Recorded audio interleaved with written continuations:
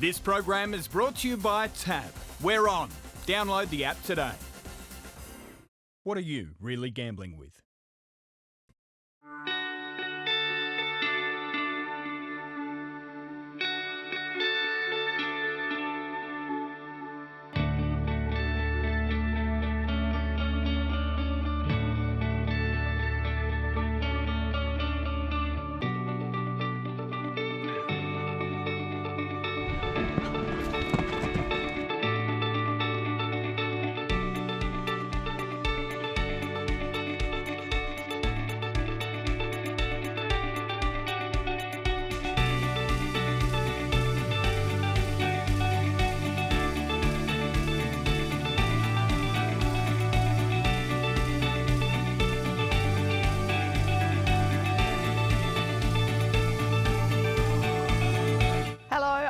I'm Searcy. Welcome to the final episode of Thoroughbreds Are Go for Series 1 in 2024.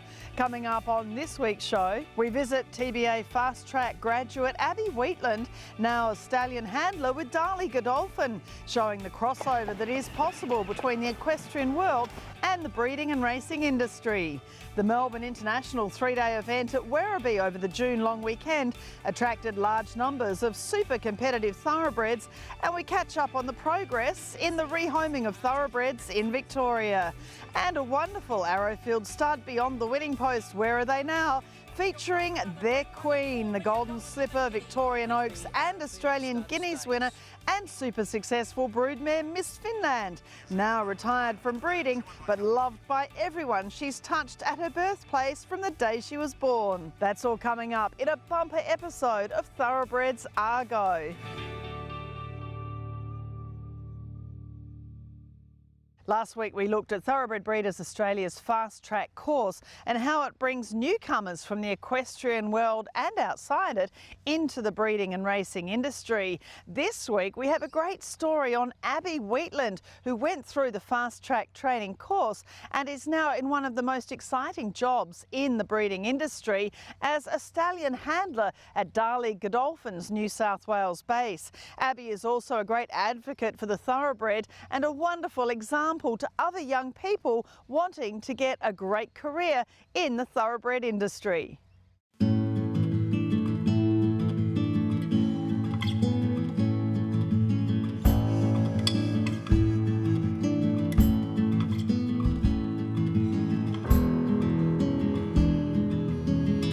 It's really fascinating to follow your progress through from doing Thoroughbred Breeders Australia's Fast Track program, now working here at Darley Godolphin in the stallion division and working with horses such as Bivouac. It's been a really fast transition, I guess, from learning so much with Fast Track and now handling this wonderful ex-racehorse. Yeah, absolutely. I didn't expect to get as far as I did, as quick as I did, but I guess a lot of hard work and passion kind of got me there, but still surreal in the sense that like I come down after having a bit of time off and get to handle horses like Bivouac and I still pinch myself. It's pretty incredible. Now, you did have a bit of a background. So, you know, as a baby, you were plonked on the back of a horse, you had a standard bred as a teenager, but tell us about what made you want to do. You were working at Hungry Jack's and working in a stable, so you had a great work ethic, but what made you really think that Fast Track would be good for you? Well, to be honest, like you said, I've always loved the horses. Always seen myself working with them, but I wasn't quite sure like whether that would be a ridden job or I honestly did not know much about the breeding industry at all. After working in the racing stable and help from a friend, I found Fast Track, and honestly at the time I was kind of at a standstill and thought like why not, it'd be a great opportunity, and was not expecting to get it, but I did, so it's kind of unspooled from there. Overall it's a pretty incredible course. You cover everything from like nutrition, as simple as like hoof care, general handling of horses, the like estrus cycle, breeding, everything, breeding, yearlings, everything. Like whether you're coming into it with nothing or coming into it with horse experience already, like you can always pick something up from it. You know, for a lot of people, they don't have the confidence probably to really want to be on the back of these thoroughbreds, but this is a great option if you don't want to actually be riding, but you do want to work in this industry. Absolutely, and I think it's really good as well because like I said, you can come into it with zero horse experience, like never touched a horse, and you can learn so much, and being able to work on farm, get paid, still like have a job, but also learning and like go through the whole entire year. You've got the whole sector from everything from breeding, foaling down, like yearling prep, like everything. It's just such a great course, and you can pick up so much and gain your confidence so quickly. You do have your own off-track thoroughbred in Max. We'll have a look at him in a little while. But tell me a little bit about Bivouac himself. I mean, he was a wonderful Group 1 winning sprinter, of course, by Exceed and Excel. He's the real hope of the side, amongst an incredible stallion roster here at Darley. But tell us what you've learned, because you obviously are learning on the job now, and it's such a great stallion staff here at Darley too to learn from. Yeah, absolutely. So the time that when he was running, I wasn't very involved in racing or again breeding or anything like that. So I didn't follow along his racing career, unfortunately. But he's been incredible to work with. One of the first couple that I kind of got on here at Darley, helped me build my confidence. He's a lovely horse, great to be around, and just build my confidence a lot. And the same as the team there, a few knowledgeable people there that I can learn so much from. Really help build up the confidence, and the stallion manager there is great, giving responsibility and putting trust into you pretty early on, and just letting you use your initiative really builds up your confidence into getting growing and getting better. Yeah, and there's a great work ethic here, as there is in so many, whether it be studs or stables. I mean, Darley have the Flying Start course, of course, for people around the whole world as well. But I love, the neatness. Everything is done with a routine, which is so important, I guess, as a staff member to know the routine, because the horses love it so much, don't they? Yeah, absolutely. Especially working with stallions, they just thrive off of routine. So having that routine in place and having people that have been here for a while and know the routine and so uplifting to help you to learn that routine is very nice. And it's also a lot easier as a staff member to kind of slot in and get used to it. Let's have a loyal two in front of Scott Bason's wing note. Your off-track thoroughbred here, Ever Loyal. It's so great you can have a retired thoroughbred, a son of Sebring. He was a horse that won at Rickett, only won a stakes race there. He was third in Embellishes, New Zealand 2,000 guineas, sold through the NZB yearling sale, sold as a weanling prior to that with the Newgate brand on him. But it's really great to see that, you have the passion now to have your own off-track thoroughbred. Yeah, absolutely. And I'm very, very thankful and lucky that Godolphin lets me have my horse here. But yeah, it's very nice. Some days you have rough days at work, and it's nice to just come home to your own horse and be able to have a bit of fun with them, and it's really nice. Yeah, and you've spent a lot of time. Tell us what you've done with him while you've had him. Early on, I was just bringing him on slowly, some short trot work, building his muscles, getting him fattened up and stuff, and then started slowly riding him, taking him down to the river and stuff. We've got a beautiful river that runs through.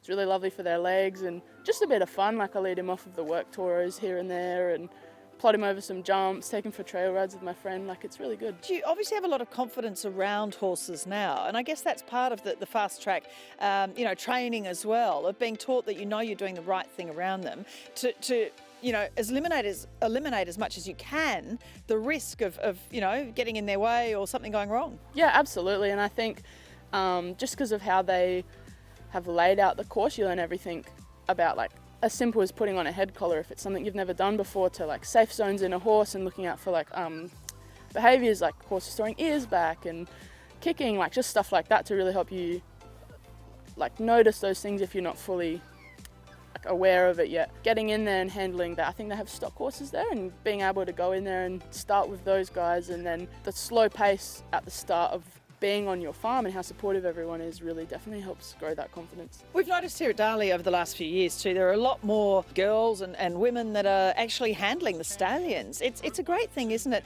for you, I guess, coming in now to have, I guess it's a bit of a support base, amongst other women that are, now involved in dealing with these incredible animals. Yeah, absolutely. I knew when I started Fast Track, we had a few stallion tours of a couple studs like Coolmore. And when I first saw the stallions, I kind of knew that's what I wanted to do straight off the bat. And I worked at a stud down in South Australia called Cornerstone. They had a couple stallions there, and I was fortunate enough to get hands-on with them.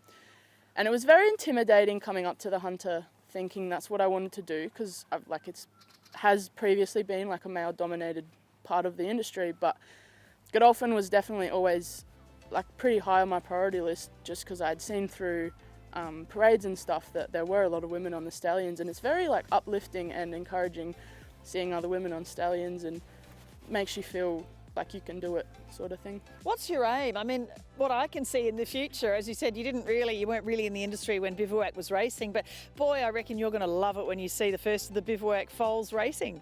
Yeah, absolutely. I'm very excited to follow along Bivouac, even likes of Animos. Be really interesting to see how they all go and see the full circle in the off season I get to work up at breaking with the babies and just see how everybody goes. And I think my long-term hopes for the industry is to travel a bit, get overseas, shuttle with some stallions for a little bit and just see the world while I can while I'm young and just honestly see what happens, where it takes me.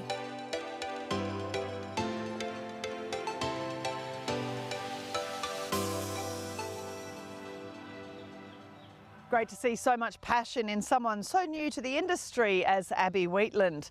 Coming up after the break on Thoroughbreds Are Go, all the thoroughbred action from the Melbourne International 3-day event.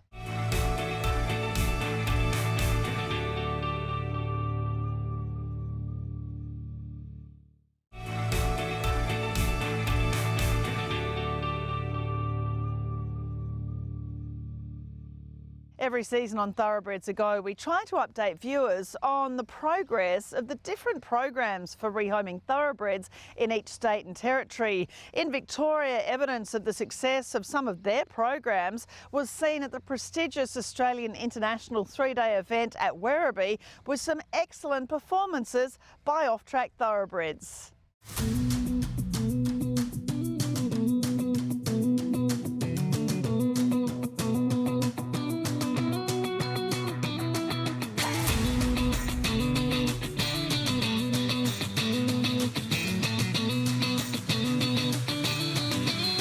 So tell me, Mel, what numbers of thoroughbreds are involved in competition at the Melbourne International 3-day event at Werribee? Here this weekend we've got 63 OTTs competing, which is 39% of the whole field. What's really exciting is that year on year the thoroughbreds that are here competing are actually up 10%. Does the Racing Victoria off-track program have any new initiatives at this year's 3-day event? Every single year our initiatives get bigger and bigger, so this year we're really excited to introduce the OTT 1-star long, which is just for retired thoroughbreds.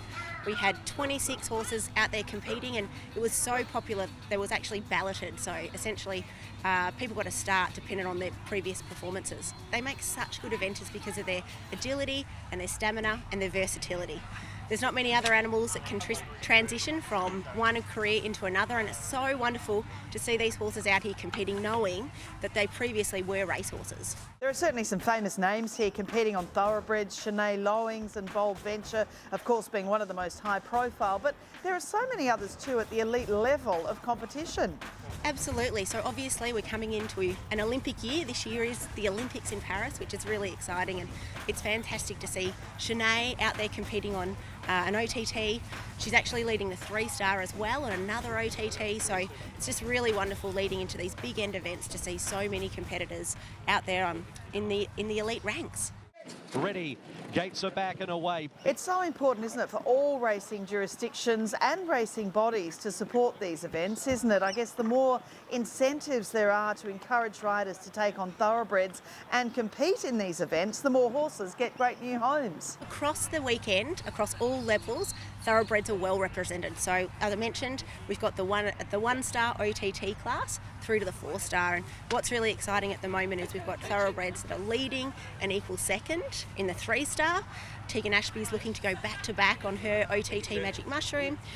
So, you know, it's all happening here on the last day at Melbourne 3-day, and it's just super exciting. We are so appreciative of everyone that supported the new class. So obviously EV, Racing Victoria, Off the Track, everybody off the track for their sponsorship of the class.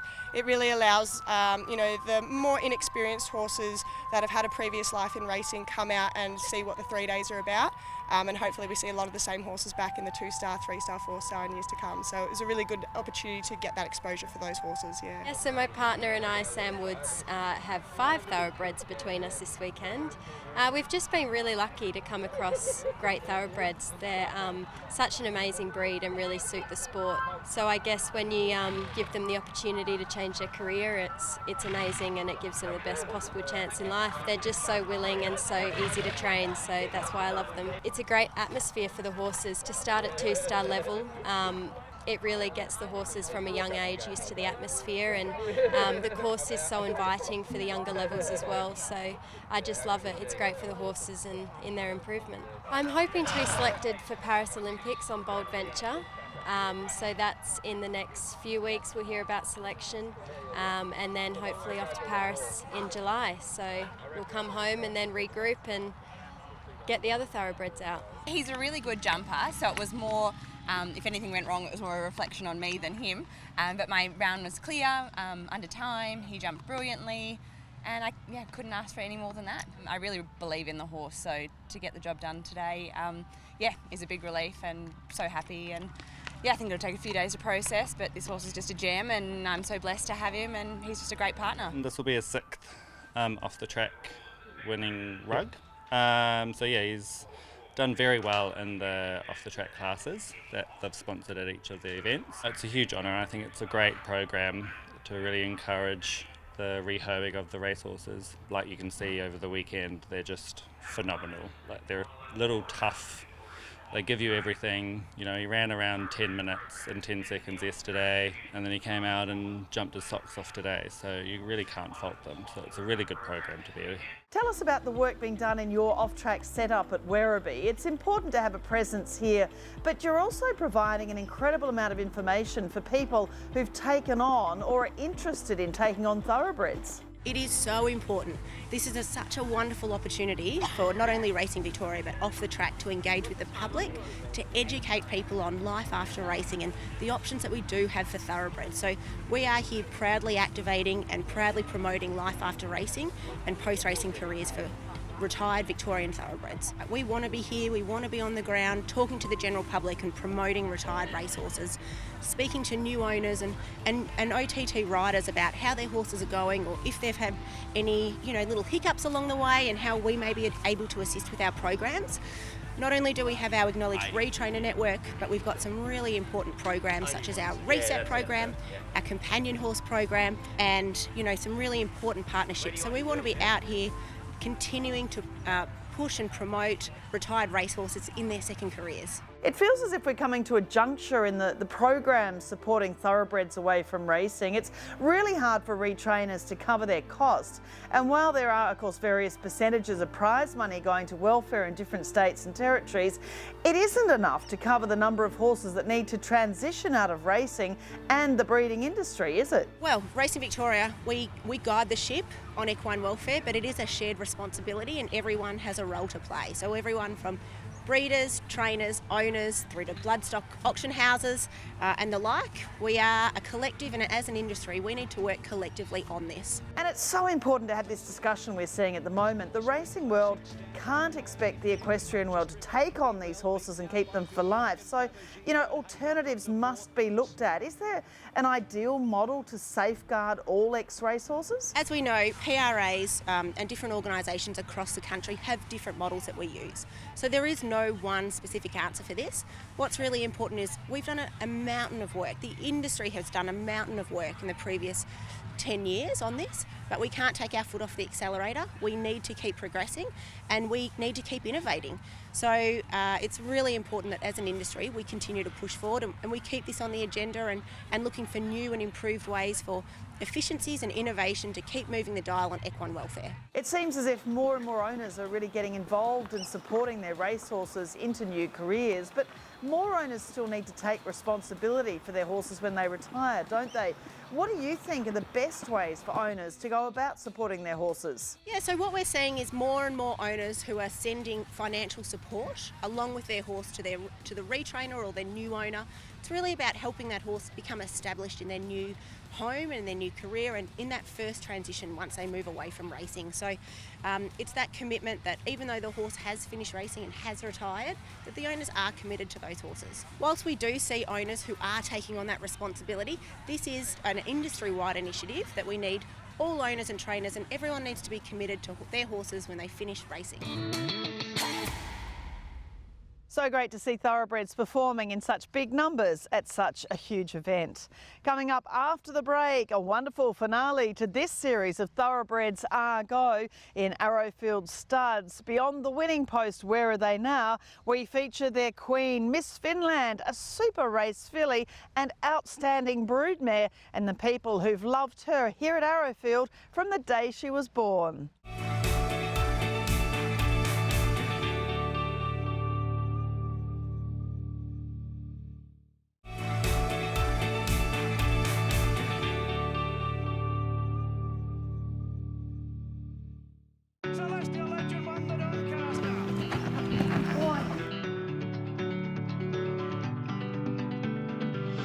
Finland has taken the lead in the Golden Slipper.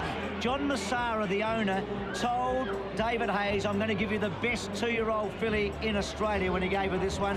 And boy, is she the best 2-year-old in Australia. Matt, Miss Finland, we talk about her as the Queen of Arrowfield. I mean, there are very few race fillies who can win a Golden Slipper, 7 months later come out and win a VRC Oaks, and then of course go on and beat the boys as a 3-year-old in the Australian Guineas. She was one of a kind as a racehorse, and she's been just a beautiful broodmare here, hasn't she? A long dynasty, and hopefully it will continue that way for many years to come. And it's the fantastic thing about these broodmares with such a depth of pedigree.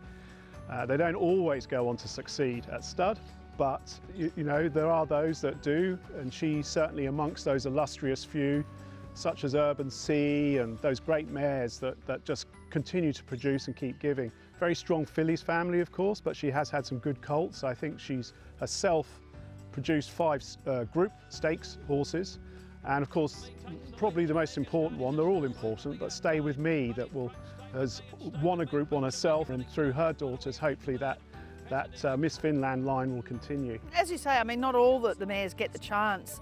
You know, they only have a foal a year. Some years they don't have a foal.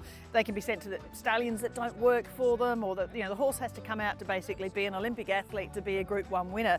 Very hard when they get those small chances compared to the stallions. But as you say, I mean, Stay With Me, 1,000 guineas. Her foal, Waltz On By, the filly, a dual stakes winner. Divana was 3rd in a Skyline. Then you get Earth Angel, as you mentioned. Pleasuring first, Earth Angel second. She's thrown Shilda Krug, a stakes performer. Bucharest, who was the Deep Impact we filmed as a gorgeous foal here at Arrowfield. You know, you forget he was 3rd in a Spring Champion in a Group 1 and a Gloaming. 4th in a Rough Habit. Miracle of Love, 2-year-old winner, but 2nd in a JJ Atkins. I mean, that is a successful broodmare by anyone's stretch. We've read out a fraction of a page. It literally is the length of your arm. I think these female families, which every stud tries to get hold of, but if you get the right one and it works out well for you, and fortuitously it has for Arrowfield, you can really build a bit of a dynasty on them. They can do it for you, of course, and everyone's looking for these special sort of mares. But if you look further back in Miss Finland's pedigree to Moonshell, an Oaks winner, and Moon Cactus, and great fillies family, owned and developed by the late Al Maktoum, which is probably how Miss Finland came to be bred, through the relationship that Arrowfield had with the Maktoum family when they were dipping their toe in Australian waters, as it were. But it's just a great depth of family, and it can just keep providing, which is just fantastic.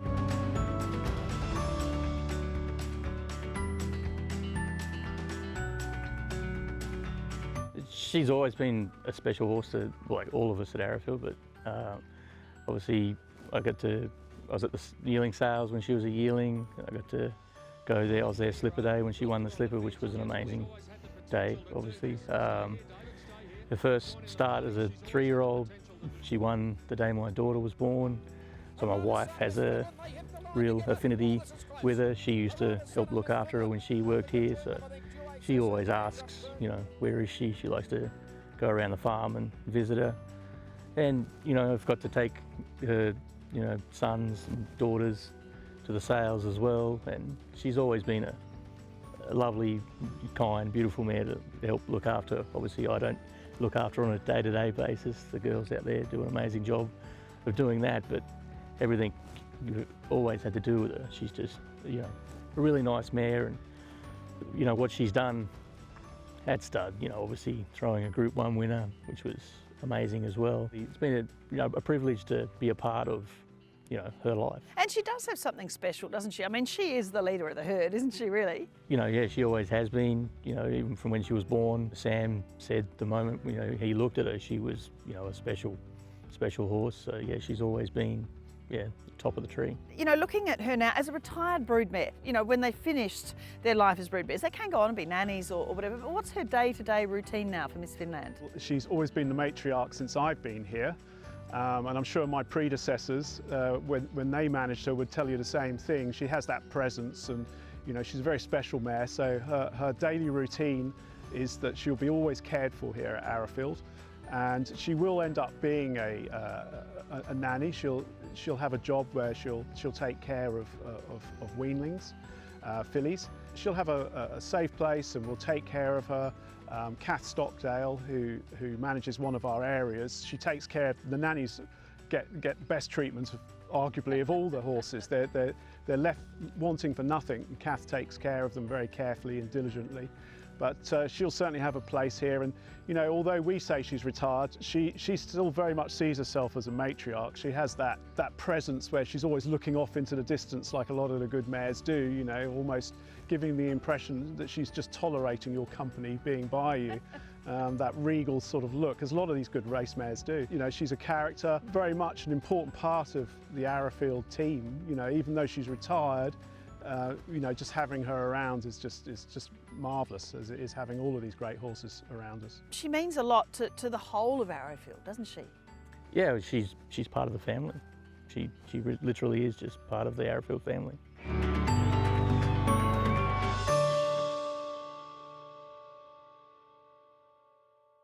Great to see the care taken with any retired broodmare, but the womb-to-tomb ethos here at Arrowfield Stud, particularly for mares such as Miss Finland, is just beautiful to see.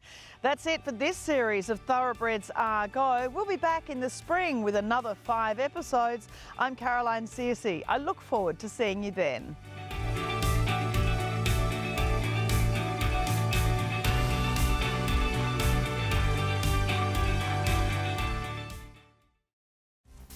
This program is brought to you by Tab. We're on. Download the app today. What are you really gambling with?